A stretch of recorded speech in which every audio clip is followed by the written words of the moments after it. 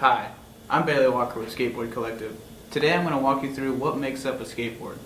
Every skateboard has trucks, wheels, bearings, grip tape, and hardware to hold it all together. So let's start with the deck. The most widely used deck is called a popsicle. It's rounded on the nose and the tail, and it kind of just looks like a big popsicle stick. There's some other companies out there that like to make shape boards. They just basically make whatever shape they want, and it's not always so round, but maybe even square or rectangular. I would say the most widely used shape of deck is a size 8 in width.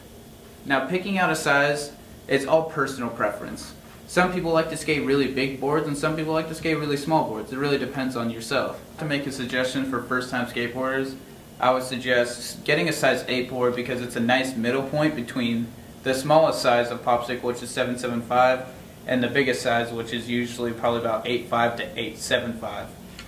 So I would suggest getting an 8 because it's a nice middle ground, and if it's too small, then you can go bigger, or if it's too big, then you can go smaller. So now we're going to move on to the trucks. And the trucks of your skateboard are probably the most complicated item that's on the board. And the main things to look at is the width and the bushings and the kingpin of the trucks.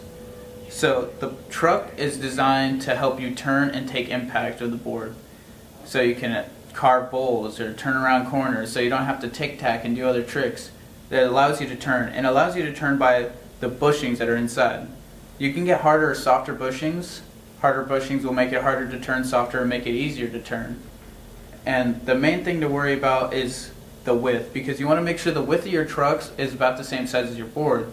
Because if you have trucks that are way too wide, they're not going to fit your board as well, and you're going to look kind of silly, and it's going to turn weird. The trucks are measured in width, and how they're measured is in millimeters. So if you're following my advice before to get a size 8 board, you probably want to get a size 139 millimeter trucks so it can fit on the board and not look too ridiculous. So it's not too far wide out, or it's not, too small for the board. Understanding trucks can be really confusing, but if you look at the handy guide on our website, it'll help you understand what size of trucks you should get for your board, and why does it matter if the trucks are wider and if your board's smaller, and how to exactly match up the size of trucks to your board. Wheels are a pretty big component on skateboarding since they keep you rolling, and the two main things to recognize by wheels is the hardness and size. The hardness is measured as a reference to diameter, and the size is millimeters. So if you want to be a street skater and skate a lot of park stuff and go out and skate street, you're going to probably want a smaller and harder wheel. And if you want to do a lot of longboarding style hill bombing and just sliding down a lot of stuff, you probably want a really big and soft wheel. It's going to be a lot more grippier, but the faster you go, the more grip you're going to need to make sure you stay on top of your board. Because if the wheels are really hard, then you're going to slide off your board and it's going to be a disaster and a big mess. So I suggest starting off with a nice 55 millimeter wheel that's nice and hard, maybe around 90 diameter, maybe 100 if you want to even go as hard as that. And that is the wheel suggestion I would give to a new skateboarder. A bearing is the metal piece that goes inside of the wheel, and it's basically the major component of making you roll.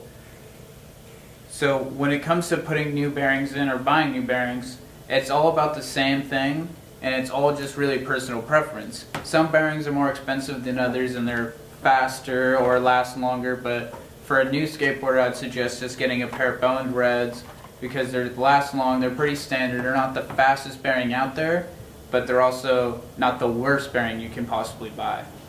And for a quick suggestion is make sure your bearings are always dry. Don't ever let water get into your bearings because they get rusted and it gets harder for them to roll, and if your bearings can't roll, then you can't skate. Grip tape is a black, sticky adhesive that makes sure your feet don't slide off the board when you're performing tricks.